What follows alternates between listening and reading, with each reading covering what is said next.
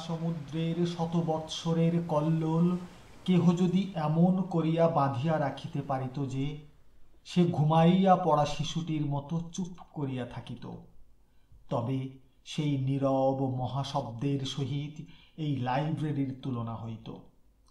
এখানে ভাষা চুপ করিয়া আছে, প্রবাহ স্থির হইয়া আছে, মানবাত্মার অমর আলোক কালো অক্ষরের শৃঙ্খলে কাগজের কারাগারে বাঁধা পড়িয়া আছে। ইহারা সহসা যদি বিদ্রোহী হইয়া ওঠে, নিস্তব্ধতা ভাঙিয়া ফেলে, অক্ষরের বেড়া দগ্ধ করিয়া একেবারে বাহির হইয়া আসে, হিমালয়ের মাথার উপরে কঠিন বরফের মধ্যে যেমন কত কত বন্যা বাঁধা আছে, তেমনি এই লাইব্রেরির মধ্যে মানব হৃদয়ের বন্যা কে বাঁধিয়া রাখিয়াছে। বিদ্যুৎকে মানুষ লোহার তার দিয়া বাঁধিয়াছে, কিন্তু কে জানিত মানুষ শব্দকে নিঃশব্দের মধ্যে বাঁধিতে পারিবে?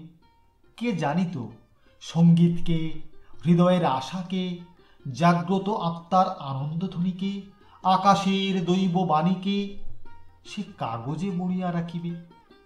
কে জানিত মানুষ অতীতকে বর্তমানে বন্দী করিবে, অতল স্পর্শ কাল ও সমুদ্রের উপর কেবল একখানি বই দিয়া সাঁকো বাঁধিয়া দিবে?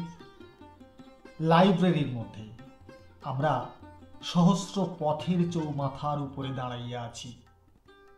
কোন পথ অনন্ত সমুদ্রে গিয়াছে, কোন পথ অনন্ত শিখরে উঠিয়াছে, কোন পথ মানব হৃদয়ের অতল স্পর্শে নামিয়াছে।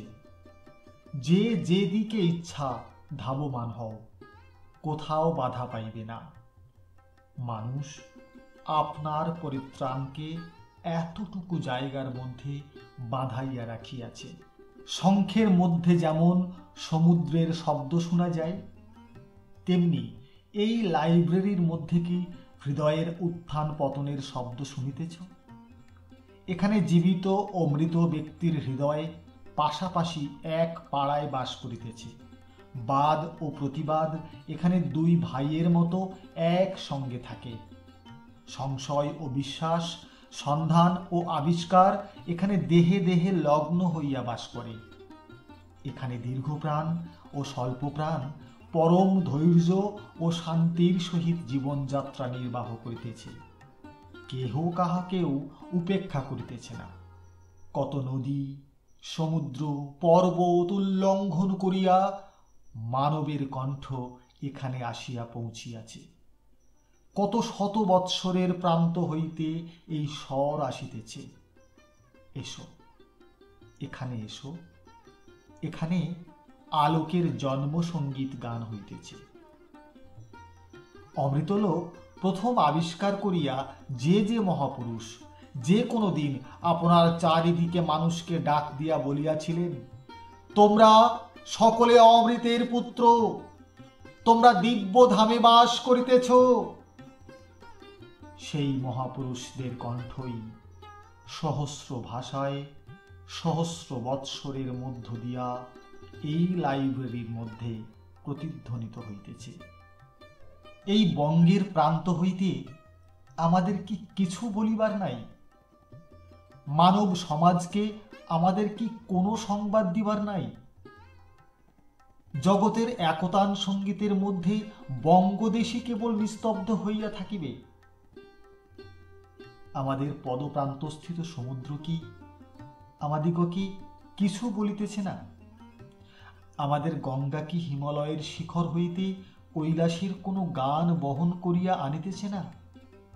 আমাদের মাথার উপরে কি তবে অনন্ত নীলাকাশ নাই? সেখান হইতে অনন্ত কালের চির জ্যোতির্ময়ী নক্ষত্র লিপি কি কেহ মুছিয়া ফেলিয়াছে? দেশ বিদেশ হইতে, অতীত বর্তমান হইতে প্রতিদিন আমাদের কাছে মানব জাতির পত্র আসিতেছে। আমরা কি তাহার উত্তরে দুটি চারিটি চটি চটি ইংরেজি খবরের কাগজ লিখিব? সকল দেশ অসীম কালের পটে নিজ নিজ নাম খুঁদিতেছে। বাঙালির নাম কি কেবল দরখাস্তের দ্বিতীয় পাতেই লেখা থাকবে? জড় অদৃষ্টের সহিত মানবাত্মার সংগ্রাম চলিতেছে। সৈনিক দিগকে আহ্বান করিয়া পৃথিবীর দিকে দিকে শৃঙ্গধ্বনি বাজিয়া উঠিয়াছে। আমরা কি কেবল আমাদের উঠানের মাচার উপরকার লাউ কুমড়া লইয়া মকদ্দমা এবং আপিল চালাইতে থাকিব?